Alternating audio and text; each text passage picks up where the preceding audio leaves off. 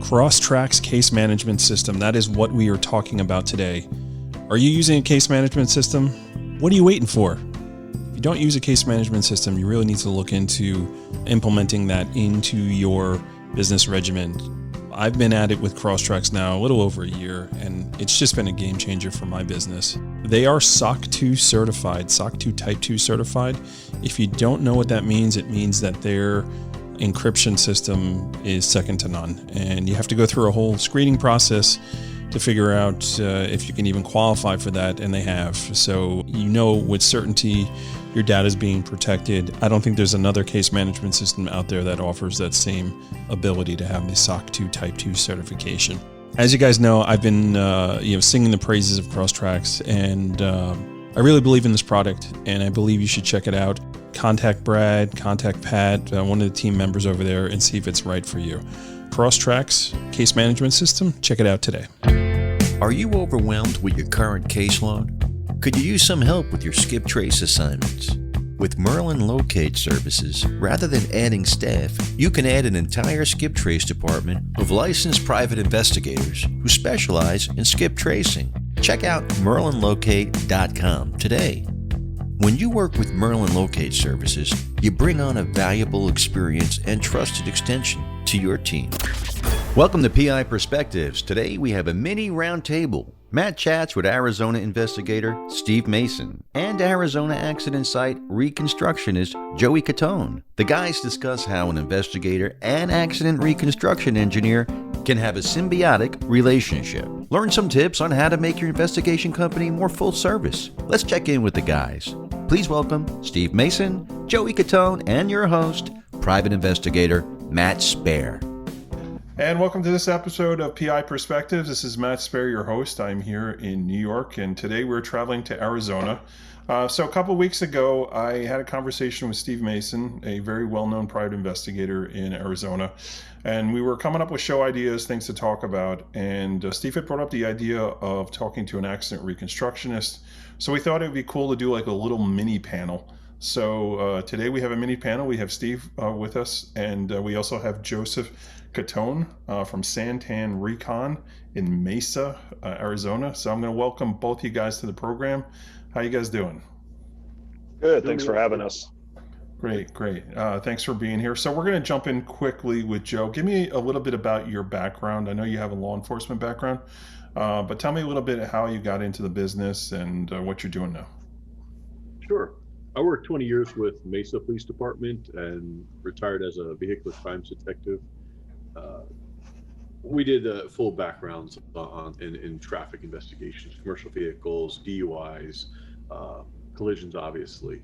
Once I hit that 20-year mark, for me, it was about that time when you wake up the one day and say, I don't have to do this anymore. Right. And it was always in the back of our head that we were going to do our own business. And I say we because my wife is very much a part of it, having been a crime scene specialist supervisor. Wow. That's interesting table talk dinner. Actually, yes.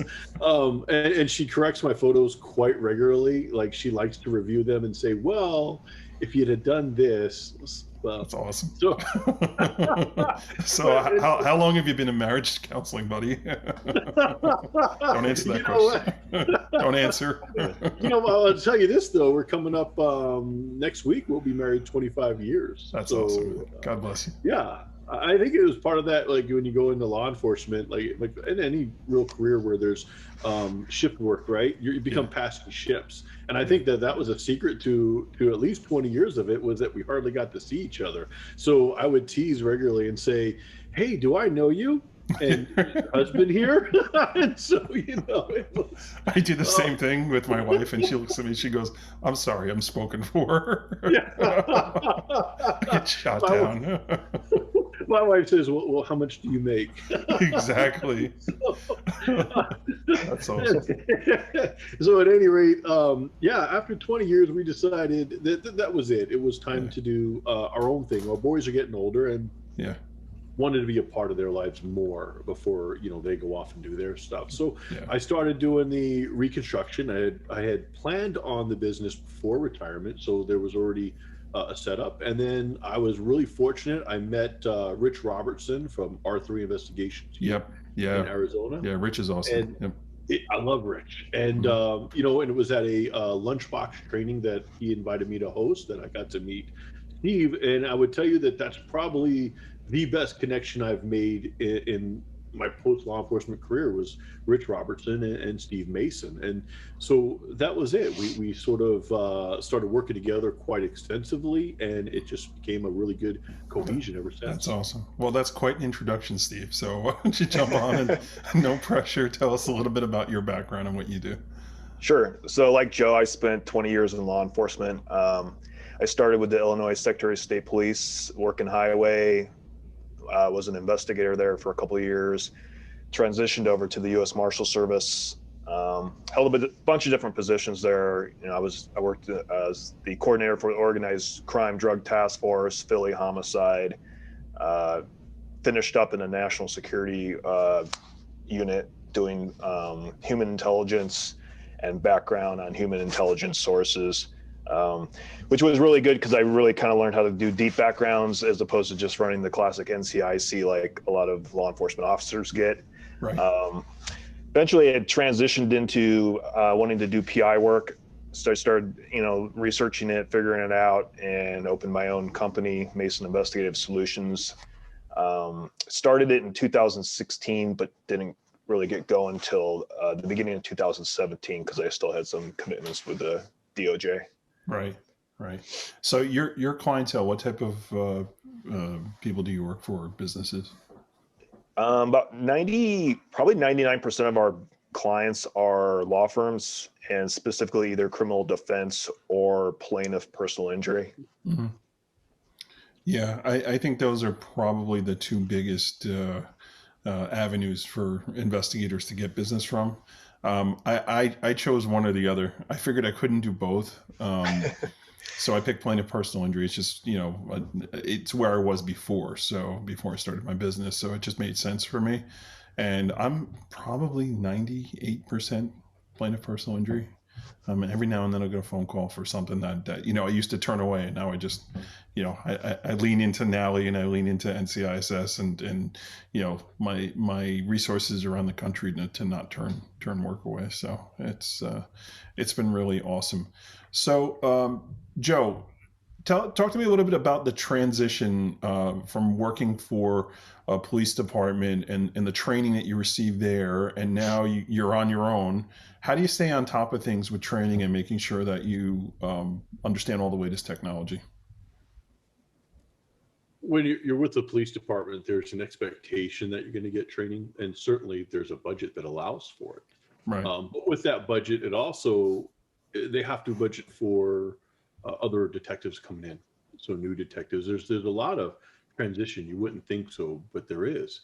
And right. So at some points, what you realize is that there's the senior detective, which I had become, gets pushed aside to train the younger detectives. And then there's with limited budget, you have to have them trained. And so it was that way, but being involved in that and teaching even at the academy, it always kept training as a focus for me. And so transitioning out privately, what I ended up doing was kept the same resources. So like IPTM, International Police Training and Management out of Jacksonville, Florida, it's still there. It's saved on my bookmarks in my website, or I'm sorry, on the internet. So I can go right there, look for upcoming training.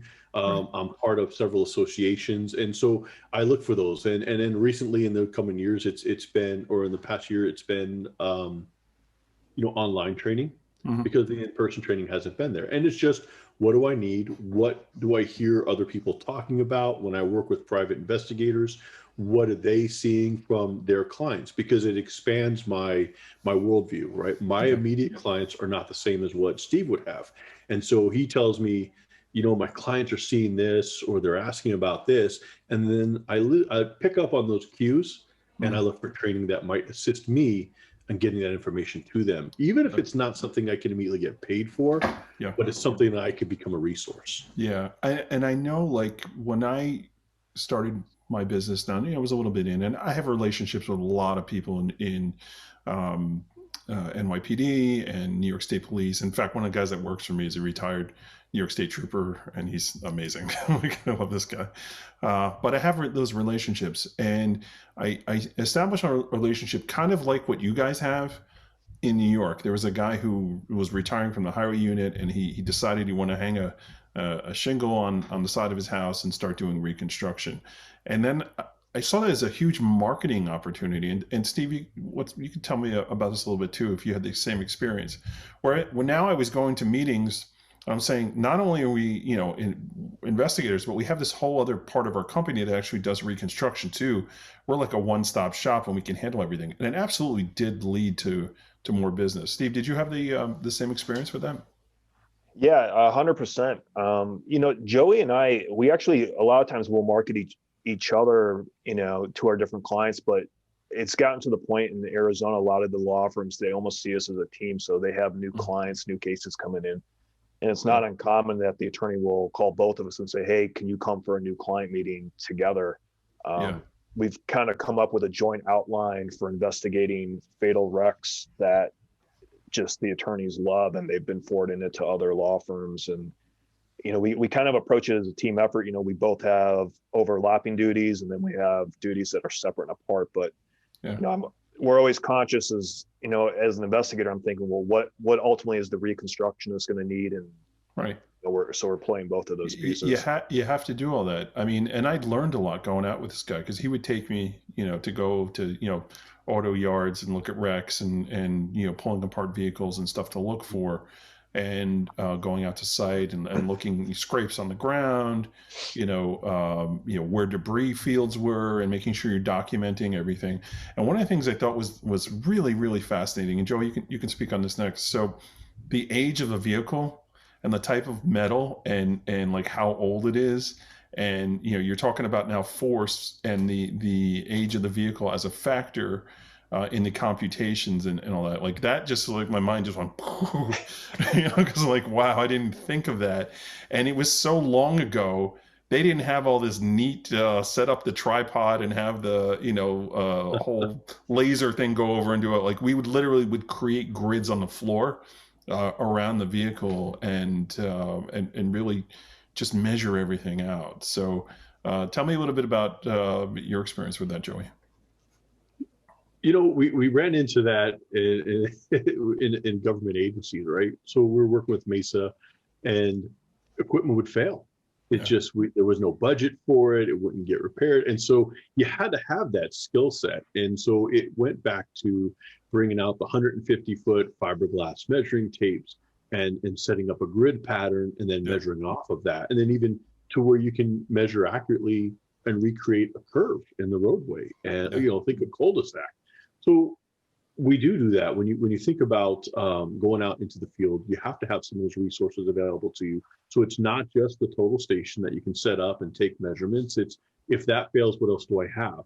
And then it is taken into account the age of vehicles, even the age of the roadway and the type of asphalt that it occurred on, right? And so without geeking out on you completely, if a vehicle leaves the roadway from asphalt, goes across sidewalk and then into grass and ends up into the sand bunker at a golf course, well, we have to account for all of that thing. And so those are some of the things that do come into play. And then certainly probably. Oh yeah, probably.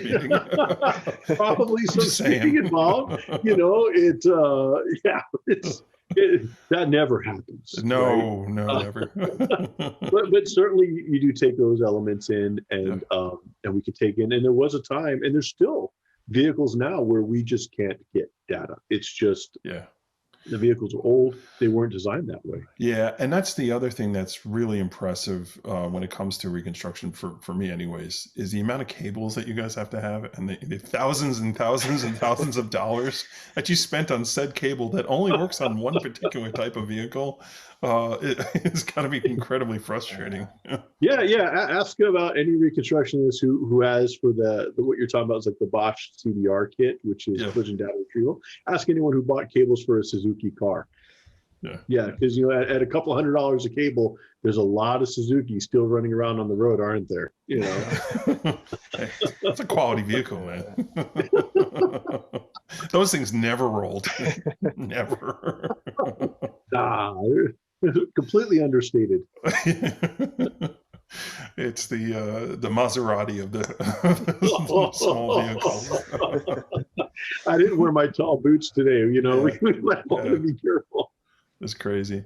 But, I think too, like investigators will say, wow, great, I should really meet a reconstructionist.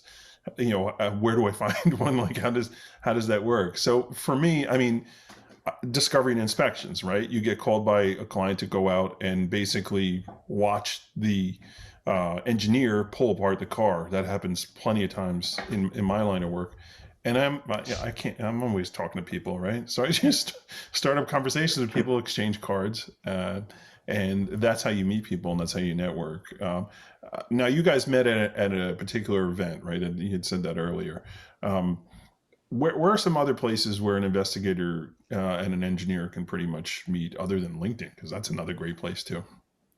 Yeah, I mean, like you said, LinkedIn's a good spot. I think another good avenue is, as you're working on cases with your law firms, just pay attention to who they're hiring for that particular case, and reach out and say, hey, even if it's a situation where you can't talk about the particular case, but like, hey, I noticed we're on the same case, just wanted to connect, and maybe just offer to meet up for coffee or a quick phone chat. And it's kind of a numbers game.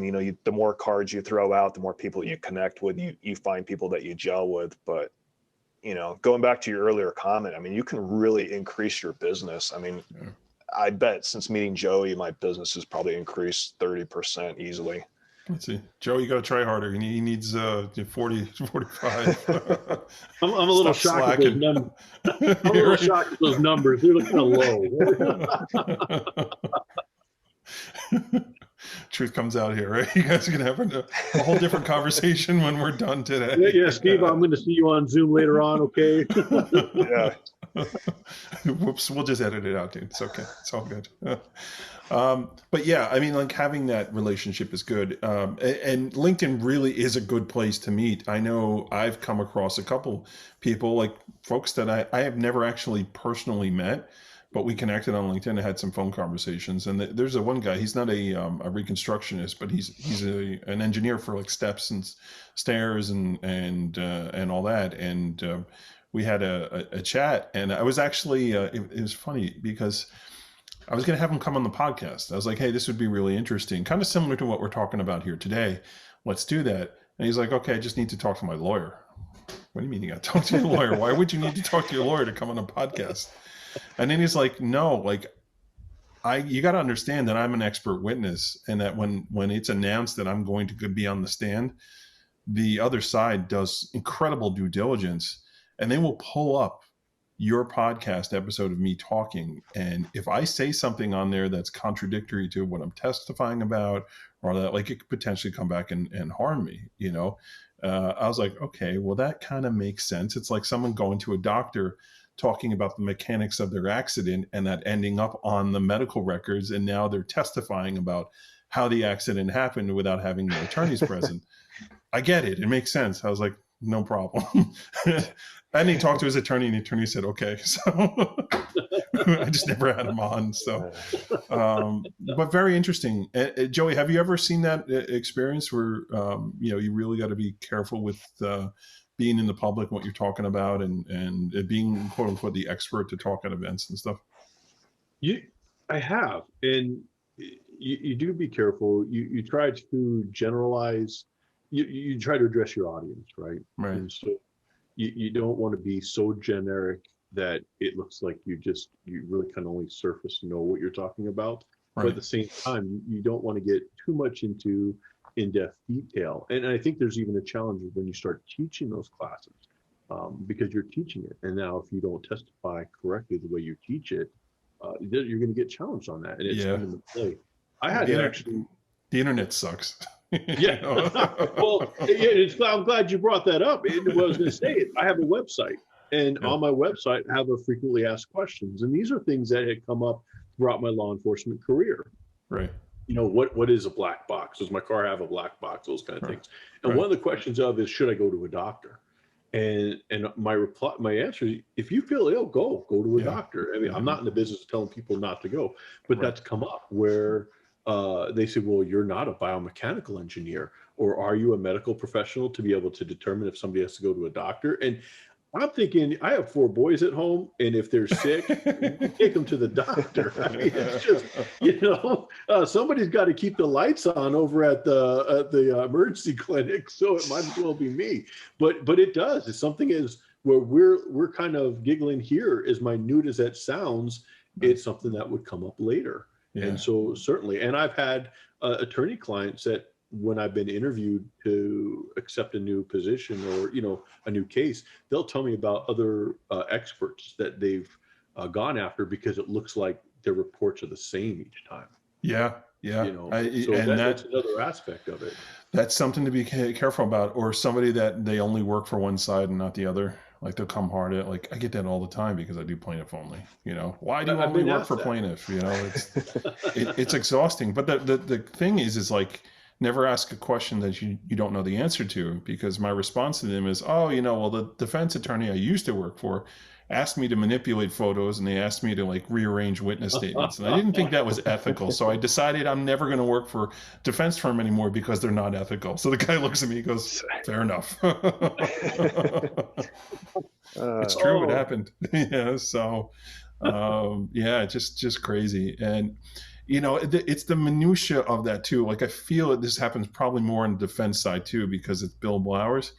Like, I've had people go to my website and they'll ask me questions about things it's not even the context of what I'm testifying about or being deposed about. Like, I was doing one for some photos I had taken at a YMCA once, and they started asking me questions about independent medical examinations. And I was like, this is ridiculous, right? Obviously it's billable hours that this guy's trying to, like, we spent 20 minutes talking about IMEs. I go to him, I was like, you obviously looked at my website. And he's like, yes. I said, can I ask you a question? He said, what? I just redid it like 2 months ago. Doesn't it look good? Did you find your way around easy? Is there anything I can do to bump up my SEO? He goes, you made your point. I'll move on. That's awesome. Yeah. It was ridiculous. It was like literally hours and hours of stuff. So, how about you, Steve? Do you have do you testify on accident-related cases on the work that you've done a lot, or not really? I don't really get a lot of calls for accident cases. A lot of our cases, and probably like the large part of most civil cases, they seem to settle. I've gotten some notices for depositions, and a lot of times those cases resolve themselves before the deposition comes up. Right. We get the occasional subpoena for our files, which of course is always protected because we make sure we have strong letters of engagement that clarify that, we're collecting attorney work product. Yeah, that's pretty clear. But that does come up, and that's kind of a good point, because we get a lot of calls from private individuals who haven't hired attorneys, and they kind of want to get a jump start in their case, and we never take those cases without an attorney being involved. Yeah. And I know a lot of PIs do, and I I'll talk to a lot of PIs that I know do that and say, hey, you might really want to think about protecting your client's work product, because, when those subpoenas come over, it's not just, hey, your reports, your notes. It's, we want private conversations. We want text messages. We want emails to the client. Yeah. And, if you're not protected, it's potentially those are coming in, and, clients sometimes come with some baggage, and they're emotionally involved, and some of those text messages don't really look professional, if you had to release them. So, so here's my policy on all that stuff, right? The name of my company is Satellite Investigations. I get calls all the time from people wanting to get the satellite image of their accident that happened 15 years ago. It's just too crazy. Literally, they got the tinfoil on their head as they're calling me on speed dial, right? So my policy is, you don't have an attorney, I'm not working with you. Go hire an attorney and have your attorney call me. 2 reasons. I know I'm going to get paid, And I know I'm definitely cutting through a lot of the nonsense that's out there. And I don't have my degree in psychology, right? I cannot counsel people. And even like dealing with matrimonial stuff, I try not to do that too, because, as soon as you catch somebody, then your client says, oh, it's my fault, and blah, blah, blah. And they're back and forth. And next thing you know, you're having daily conversations with them, trying to talk them off the ledge of doing them. Like, I can't do it, man. You need professional help. And I'm not that type of professional. So yeah, good times, man. Interesting. So that's the policy. Work with attorneys only. I would say not 100% of the time, but 98, 99% of the time. That's the way I'm rolling. I just don't want to touch anything. So, okay, we're going to tap out real quick for a break. And when we come back, I really want to talk about the mechanics of the relationship between the investigator and the engineer, and how that works and what that looks like. And then, going through, you guys had mentioned earlier that you have a procedure, almost like a checklist. Like I want to talk about that, what that looks like. So everybody sit tight, and we'll be right back. Check out the PI Institute of Education at piinstitute.com. Since 1989, Kelly Riddle has been teaching on subjects such as surveillance, nursing home investigations, insurance fraud, domestic investigations, hidden assets, and accident scene investigations. The PI Institute of Education is a featured learning partner in the investigatorstoolbox.com. So check out the free content on the site, then visit the Institute for more great savings on additional classes. Want full data access without a site inspection?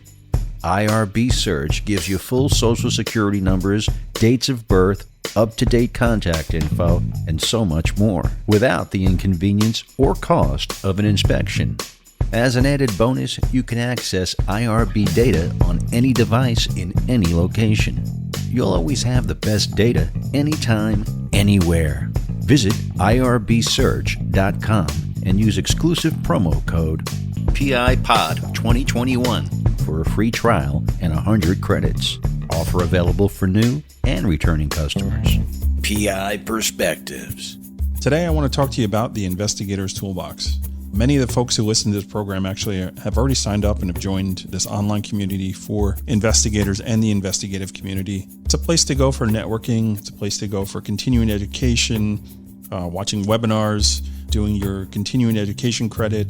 It's a place also to read up on the latest trends in the industry, stay on top of all the news articles. It's actually supported by some really, really great businesses that support our industry. They're offering discounts and benefits actually for your membership. And then the OSINT catalog. We've got a huge OSINT catalog that you can make your own private library. You essentially pick and choose what you want to be in your library, however you do your research. Check it out today. It's www.investigators-toolbox.com. Listeners of the show, if you use the code PIP201836, you'll save an extra 20%. Investigators-toolbox.com. Go check it out today. Congrats to show guest Chris Salgado. Chris dons the latest cover of PI Magazine and highlights Cyberpol. The issue's available today. And welcome back to PI Perspectives. This is Matt Spaier, your host. Today we have Steve Mason and Joey Catone. I almost said Cantone. Thinking of the comedian. Joey Catone from Arizona. How you doing, guys? Welcome back to the program. Doing good. Okay, great. So, so when we're going to take a break, we were talking about that relationship of between the investigator and the reconstructionist, and basically how that works when you first get that call. So walk me through a scenario. Let's say, Steve, you got a phone call from an attorney who said, massive pileup, outside of Phoenix. I need somebody to go and get to work here. So what's your approach, and how do you tackle this? Sure. So we get those calls quite a bit, and usually it starts with a couple items that they need done, like, hey, see if there's any witnesses, canvass the area, stuff like that. Okay. Inherently, I immediately kind of jump to, hey, yes, we can tackle that. Have you also thought about A, Right. B, and C? The upsell, right? So you get into the upsell. Yep. Yeah, definitely the second sale. But a lot of that stuff, even though it's the second sale, it's important stuff that kind of needs to get documented right away, that maybe they haven't thought about or they just overlooked. So I have kind of an outline that, I go through with them and say, hey, here's some other things based on our experience, with these things that we would recommend. Yeah. I get to the point where I say, this is where my limitations cut off. And this is where, an accident reconstructionist or accident investigator would come in. Right. And then I throw out, Joey's name and company to the attorney if they don't already know him. Right. Right. I start trying to get Joey involved as quickly as possible. And, I'm sure Joe will speak to this, but a lot of times it's just an initial consultation with Joey just to kind of learn a little bit more about, hey, where can this case go? What are some opportunities that he sees? Right. And we try to set up, a quick call just to kind of round table the assignment before it even starts. Yeah, and there are different approaches here between plaintiff and defense, right? So if it's plaintiff, there may be a hesitation to make that investment because, we don't know what the insurance coverage is yet. So does it justify, pulling out all the guns? I've got some clients, like, they don't care if it needs to get done, it needs to get done. I have other ones that are a little more gun shy when it comes to that. So the other thing too is you brought up a good point, right? Talking about all the different options, things like that. Like, attorneys are crazy busy. Like, they're going to court, they're actually doing legal work, drafting, memos of law and bill of particulars and all that other stuff. Like, sometimes they got so much going on in their head they don't even think. So it's like being able to throw out these ideas. It's like, oh yeah, or I didn't know you do that. Oh, you could do that? That's pretty amazing. Like, oh, you know how to get that stuff? Like, that's great. Yes, let's do it. So you're educating them on all the things that are available. I mean, that's smart business, right? Talking and putting all the options out there. And I think on the defense side, now you're talking about, we need to mitigate the risk here. So what's the budget? And what's the pain threshold as to how much we're going to throw at this before we just throw the policy out, I think is something you're going to deal with too, to see if it's even worthwhile for them to try and defend the case or just pay out the claim, right? I would assume that those are the types of questions on that end, right? Yeah. And one of the advantages I think we have as private investigators is we work with dozens of different law firms. We probably have, close to 40 law firms that we work with.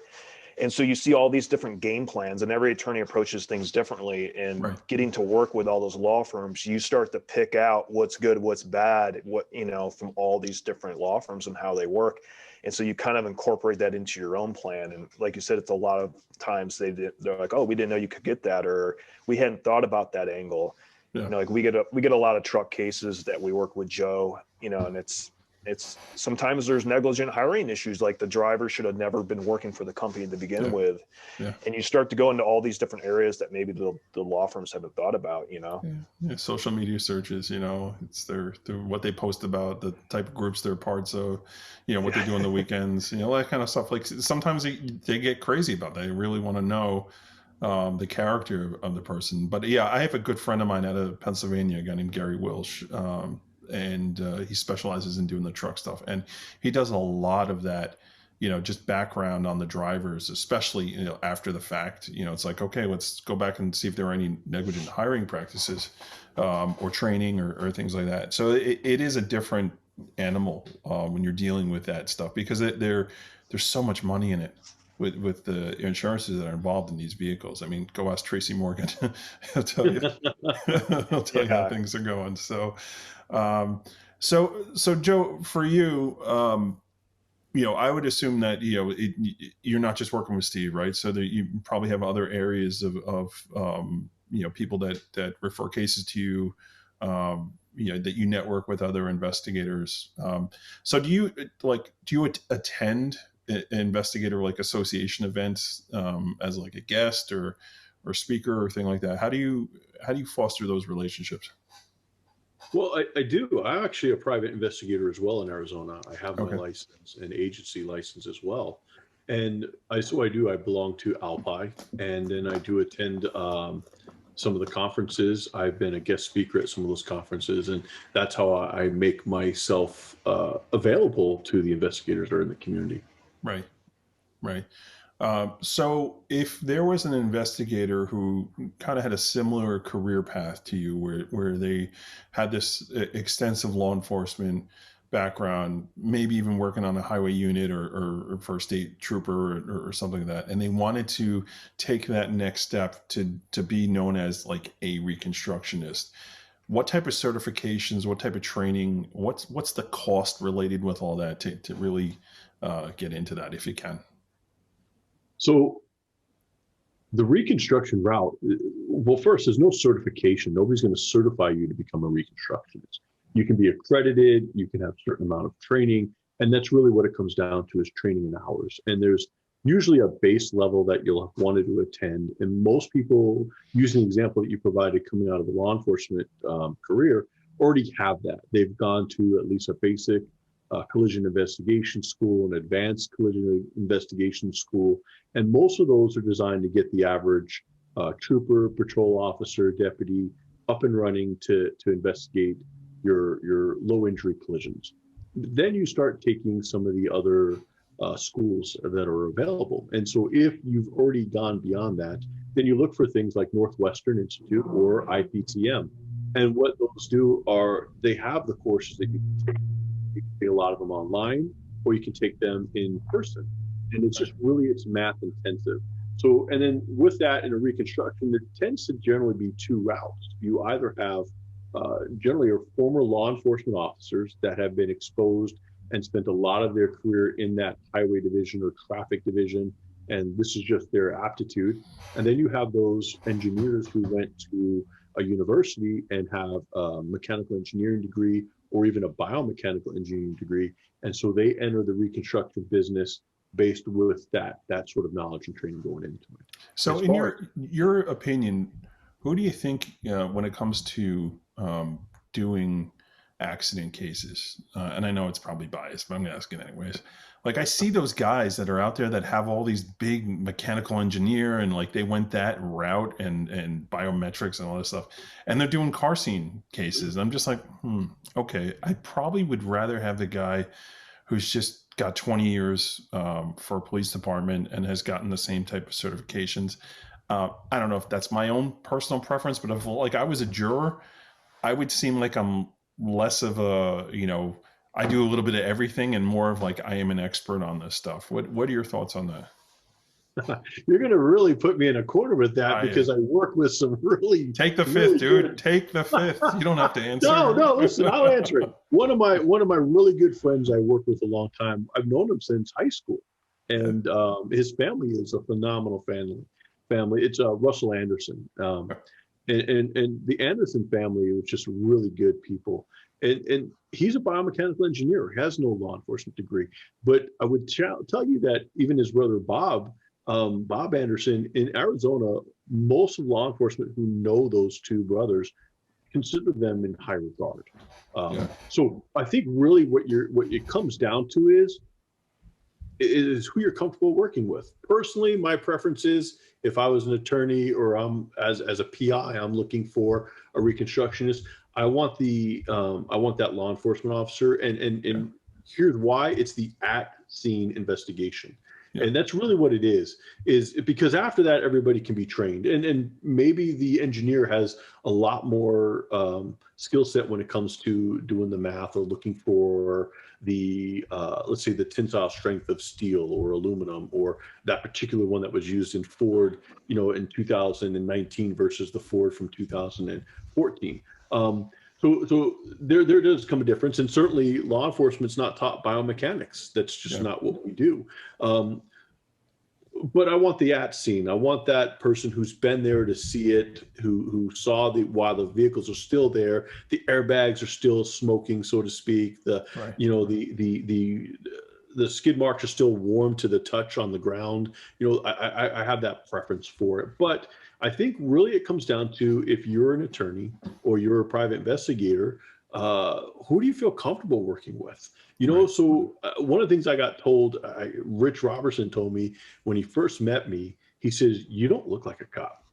He says, "You don't act like a cop. You don't talk like one." And now to back it up just a bit, when he met me, I had a beard that was down to about here. Okay. and I had long hair. So you were drumming for ZZ Top on the weekend, right? I got yeah. Well, you know what? That would be close. He said I look like an out of work biker, and which was funny because I rode my Harley to go meet him. And so I was like, playing the stereotype. Nice. but really, it's could you imagine that we've met that officer, right? That doesn't know how to differentiate from being home and at work, and it's just they're Joe Friday. Maybe I'm dating myself by using it, but they're just the facts. Well, at least he didn't call you Richard Kaczynski, right? That would be a problem. Yeah. So it's just, I think really the best answer is who do you feel comfortable working with? Right. And who are you going to be able to present to a jury? Because we know those experts and investigators that are really good at their craft, but when it comes to relaying how they got to where they are or explaining the technicality part of it, they're a textbook, and the jury glazes over. And so I think that's really the answer is who you feel comfortable working with. It really goes a long way. That whole, presence when you're talking to other people, because you can tend to be monotone when you're talking about this stuff, and to be a little more animated about it and make it interesting for a jury. I mean, that's definitely a consideration. I want to end around back actually to something we were talking about earlier that I thought was really interesting. You had talked about like the asphalt and the grade when you're doing your investigation, not being a factor. And it's so important. It's such a great point that you bring that up, because especially on the smaller cases, like the NBA is not talking about the 18-wheelers and the tractor trailers or any of that. When you're dealing with cars that have small insurance policies, and there's really some liability here. If you can tie in a roadway design defect, that can turn a $25,000 or $15,000 case into a multi-million-dollar case. I've seen that happen in New York a few times, and it's so important to have somebody that can really go out there. Now, I don't pretend to be any kind of, roadway specialist, but I have been out at scenes, and I'm looking at something going, something doesn't look right here. This isn't right. And I'll literally call my client from the scene, like pull up Google, we'll pull out or here's some shots from my phone and all that. Let's have a discussion, because to me, I mean, I'm not a professional per se with that, but I know enough to know that something's not right here. So that's a huge thing to consider. And it was a really good point you brought up before. Thanks. It does come into play. I think beyond even just, so I do have some cases currently that are going to involve roadway design or condition of roadway. Right. So I can't elaborate too much on those, but certainly they have to be considered. And you're absolutely right. Those are ones where you need to get a hold of your client. And even if you have to text them, right? You have great cell phones now. Look at this and put it in the right perspective, because I have seen in some cases where the client looks at that and says, that's not a big deal. What are you talking about, Joey? Yeah. But then if they get the right photo, they say, wow, that crack looks like the Grand Canyon. I can't believe it exists. So you have to make sure that your client understands what you see. And then even beyond that, there's certain times some things come in because of case law that exists in your own home state, that where something that seems minor is a mandatory penalty in your home state. And so you do have to take in consideration all those things, roadway designs. And so here's the other thing, product recall. If a particular tire has been recalled or a steering element on a vehicle, I've had a few of those over the years where they absolutely were factors. And I'm recalling now this one case, it was a Jeep Liberty, not a Suzuki, but it's pretty close. So this guy was driving on the highway and he lost control of the vehicle and he ended up hitting a tree and dying, right? Now, it didn't help that I had interviewed some eyewitnesses that said this guy was had flipped them the bird and was doing probably about 90 when the accident happened. So he was driving aggressively. Apparently he was on his way to a Home Depot to buy something, and that one Home Depot was closed or didn't have what he was looking for. And he was super pissed that he had to go drive to the other Home Depot and was speeding and just being super aggressive and ended up losing control of the vehicle and hitting a tree. So you would think oh, all right, well, bad decision, buddy. no liability here until there was a problem with the steering column. So we did our research, and now we knew what to look for, and it turns out it was a steering column issue. And it's unfortunate what happened, but now we've got maybe comparative negligence as opposed to you're just flipping the bird and driving like somebody who's in Hell's Angels, with beards and Well, listen, I'm going to take exceptions to the motorcycle riding and the beard. But it's an excellent point, because you don't have to be a reconstructionist to look for that stuff. Sure. NHTSA makes it regularly available, and you can look it up by VIN, and it gives you the entire recall history. We're down to where I've actually pulled out the actual letters that are sent between the NHTSA and the auto manufacturer, talking about what's going to be done. And so you're absolutely right. And I'm lucky personally. I get to work in 3 areas. I've not been just the plaintiff work. I do plaintiff and civil cases, I do defense and civil cases, and I get criminal defense cases. And every time that we look for recall notices, we look for, even for the number of collisions or type of collisions that occur on that section of roadway, because the attorney needs to know that information so that they can apply it as appropriate to their case. So sometimes, like in your example of the steering column, that maybe there's some comparable negligence on that one, but that might also come into play in a criminal defense case where there's able to introduce some reasonable doubt. Right. So you bring up a good point. So I'm going to keep it local here in New York, just because it's kind of what I do. But so there is in New York City. There you go, Joe. Now I really feel bad for you, folks on the podcast and not on video. He just put up a Jets mug. I'm really sorry. So there's actually a website where they keep all that data for car crashes at particular intersections, and you can access it, and you can foil it and get it. You just need to know where to look for it.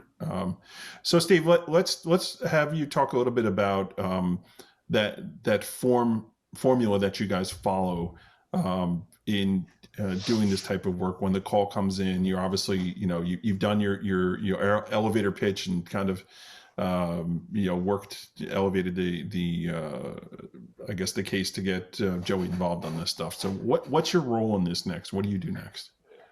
So we're kind of looking at a couple different key areas. The first thing we're always looking at is obviously getting out to the scene, documenting any physical evidence that's currently there. We've been trying to educate our attorneys that, look, don't wait 30 days to call us the day you get these cases, because we've had lots of missed opportunities with video. Yes. Phoenix is, I think we're the 5th largest city or 4th largest city. Every square inch of the city is covered by video. And there's a lot of times there's a good chance if we get involved early, we're getting that video. But unfortunately, 30 days later, that video is not going to be there. So, we're getting out to the scene. We're trying to figure out, just some basic things like what happened. We immediately start trying to do witness research. I don't know how it is in New York. Arizona public records can take a long time to come in. So a lot of times we're on these things before the crash report's completed.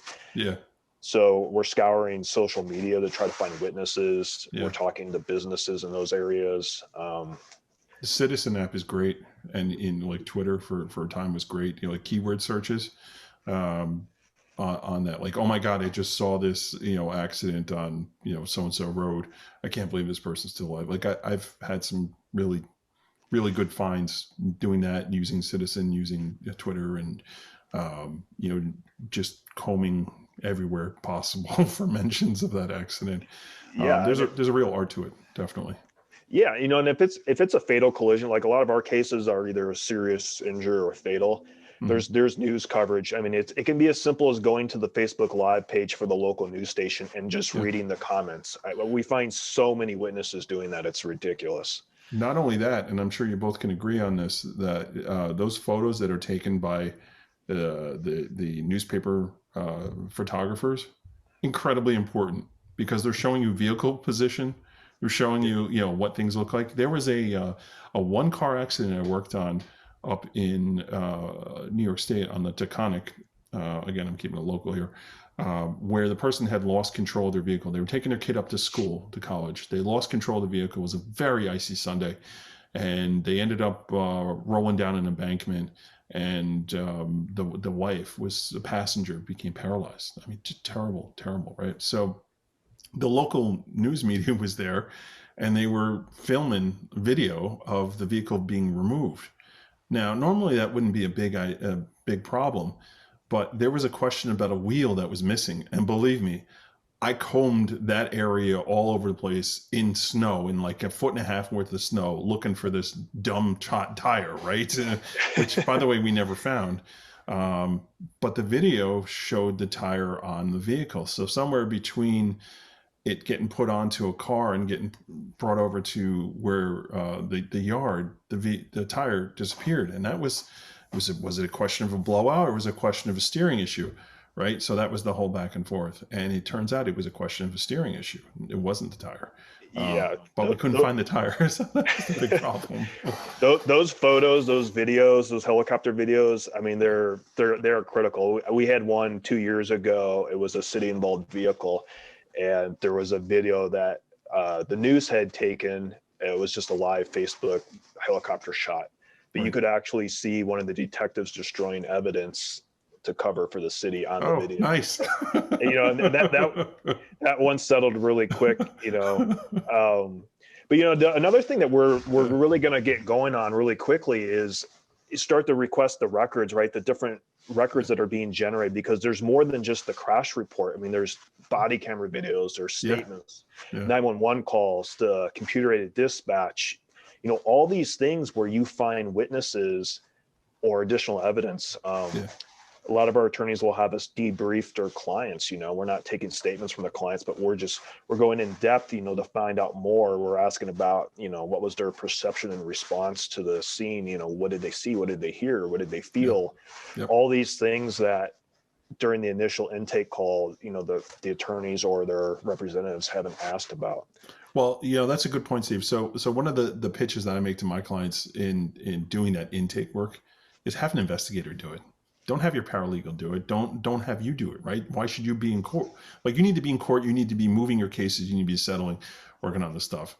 Have a professional go there who's going to ask the right questions, who's going to prepare a report. Because if you're keeping it internal, your paralegal ain't writing a report, or Frank from the mailroom that goes out to take the photos, we're not, like, he doesn't know what he's doing, nor can he testify about that stuff. So if you need an investigator later to testify about whatever it is we're collecting, you're doing right by your client. I always tell them, like, you have a fiduciary duty actually to spend money on your case. Like, this is one of the areas where you can spend some money early on and get leverage with liability and move on. You don't have to litigate it out. So that's a real good point on that. Just being able to do that. I see that too with when Steve and I, one of the things that we came up with and we approach our clients with is that most everybody knows what a prosecutor does in a criminal case. You can watch TV and get a general idea of it. Yeah. And because of the Law and Order and special... How dare you mention that program, sir? There's no truth to that program. but they get a general idea of how things kind of, how your law enforcement investigators work with the attorneys, right? So one of the things that we bring up is that, look, when a prosecutor goes to present a case, the prosecutor is not doing all the interviews. Their paralegal is not doing the interviews. They have basically an adjunct team of investigators and experts that do that for them. So they have like the equivalent of a PI that's out there doing the interviews and that's finding the cameras and the security stuff. And then they have experts that are talking about looking for this very specific data, the data set, the elements, the evidence that's going to be used. And so when we do that, that's one of the things that Steve and I present is, look, Steve, when we work together, that's your case agent. Everything you run it through Steve, and then I'll be that expert that assists Steve in getting the investigation done, so that you as an attorney, you worry about, like you mentioned earlier, you worry about court, worry about prepping witnesses, worry about putting your case together, and then allow that investigator, that PI, to go and do all that other casework and present it for you. If it works for a prosecutor, it should work for anybody else. Right. So before we wind down here, Joey, do you have any experience in like dealing with like bar associations with attorneys where, you'll do work and then all of a sudden you end up on their message board and next thing you know, your phone's ringing off the hook because, someone said something good about you on a board. Has that happened to you? Is that a good revenue stream for you to kind of make sure you're involved with the bar association? I am part of, I advertise in the Bar Association. I just got published this month on why it's more important now to hire an expert or an investigator than ever. Right. And so what I find is that they have like their own listservs.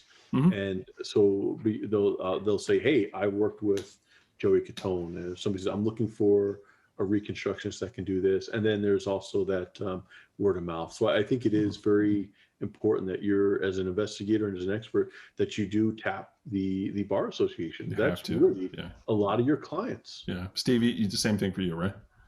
Yeah, I advertise in the Bar Association. Yeah. I'm a member of the American Bar Association. And I think the key with these associations is just don't join them to put them on your CV. Get involved. You have to go. Yep. Talk to people, take the classes, connect with people on LinkedIn, after the class. Like you have to, do 10 times more than whatever it is you think you need to do. So here's another tip, right? So identify folks that are not necessarily the president of the Bar Association, but folks that are on the board, because they all elevate, right? And you start establishing a relationship with those folks. Those are the ones you want to work with. So by the time they get to it's their turn to be president. Well, now you're working with the president of the Bar Association, and you can propose a program to teach to them. So if you know people on the board, if you get that credibility of these board members, and you now have, you want to put a program together to teach the attorneys, which is a huge revenue stream. They all have their continuing education credits. If you're able to actually teach one, that is a huge revenue stream. Foster those relationships with folks on the board and open up doors for yourself. And you're right, Steve. You got to be proactive. You can't just pay the dues and then never go to any of the events. Yeah. I cannot stress the importance of that good fellas. Hey, he's one of us. He's a good fella moment that happens at these events, because they really do. Because you're paying to be there, right? So you're paying thousands of dollars probably to be a part of the support the board thing. And the idea is that, we're not going to tell you have to work for him, work with him, but work with him. We want him to continue to support the bar. It's really, really, really important. Yeah, you really have to figure out where your clients are. One of the things I did early on when I first started is I started doing free consulting for the Arizona Justice Project, and they're an innocence project. Yeah, it's great, man. But they have these fundraisers, and they do continuing education every Friday, and their rooms are just packed with attorneys. So I go to those, and you sit down next to people, and you just start having conversations. You start handing out cards. Yeah. Go to all the charity events. You're sitting at a table with 20 attorneys. Like, how valuable is that? They're off the clock, right? So it's great. You're hanging out and you're just having a good time. You're not necessarily talking shop. You're just being yourself there. Maybe you take a Jets mug with you. I don't know, Joey, maybe. Maybe you don't want to do that. But another tip before we wrap up here, just another tip is your attorney clients. A lot of them, they do it right. They make a good amount of money. They all have charities, right? Support those charities. Go to those events that are, maybe they have nothing to do with law, but maybe it's, they do a cancer drive or a heart association drive, because it's something that's passionate to them. Showing up to one of their events where you're supporting it and with something completely unrelated to law goes a huge long way. As long as it's something ethically like you agree with, right? If it's something that you're morally opposed to and they're asking you to attend, the satanic meeting of whatever, Azrael's meeting on Friday, you may want to avoid that one. But if it's something that you can get around, it's another good way to build those relationships on something that's outside of work, right? Yeah, and I think that's the key. You have to have real conversations, real relationships with these people. It's not just, hey, I'm trying to sell you a product. It's getting to know them. It's just generally liking to be around. Like we have, Joey and I have clients that, we go to lunch with them, and not because we have cases, but we just really like to be around them and learn from them, and just, they're good people. And that's when coming to work really becomes fun, because you're working with people that you just enjoy being around. Absolutely. Makes a huge difference. So, all right, guys, we're going to wind things down over here. So Steve, how do folks get a hold of you if they had some questions? Sure. I'm on LinkedIn. My email address that goes right to me is right on my website at masoninvestigations.com. Okay. People can pick up the phone and call, ask questions. I'm more than willing to help people with the business. Right. How about Joey, if a disgruntled Jets fan wanted to commiserate with you, how are they get a hold of you? No such thing as a disgruntled Jets fan. There's always next year. Look, week one, there's always next year. Yes. That's right. Listen, I wrote Jets was always just end the season, right? Yeah, so, exactly. I'm on LinkedIn. Actually on Facebook. I don't post there regularly, but I do have a website, and it's santanrecon.com, and that has my email address as well as an info email, as well as my phone number, and they certainly contact me that way. Yeah, well, we'll throw all that stuff in the show notes. So, hey guys, thank you so much for the mini roundtable. This was really cool. Actually, I think it worked out well, and we even took a right turn and started talking about marketing for a second. So people may be scratching their heads, but this was cool. I think the relationship between investigator and engineer, really, you can't downplay the importance of it. It's really, really important. A great way to help one another grow your businesses. I think it's really important. So, all right, guys, thanks for your time, and thanks everybody for tuning in, and we'll catch everyone on the next show. Take care. Well, this was a fun episode. We want to thank Steve and Joey for joining us today. It's amazing to see how these two work together. Real synergy. What a great way to grow your investigation company. And we also want to thank Crosstracks, Merlin Locate Services, IRB, and the PI Institute for Education for sponsoring the show. Now, have you checked out investigatorstoolbox.com yet? Remember, it only takes 49 cents a day to unlock the future of investigations, so make an investment in your business and yourself today. Use code PIP 2018-36 to save an extra $20. And if you have a question or comment about the show, just email Matt at matthews@satellitepi.com. You can also find him on LinkedIn, Instagram, and Facebook. He'd like your feedback to bring you the best shows possible. We'll be back on Monday with a new show, so make sure you tune in. And once again, stay safe out there.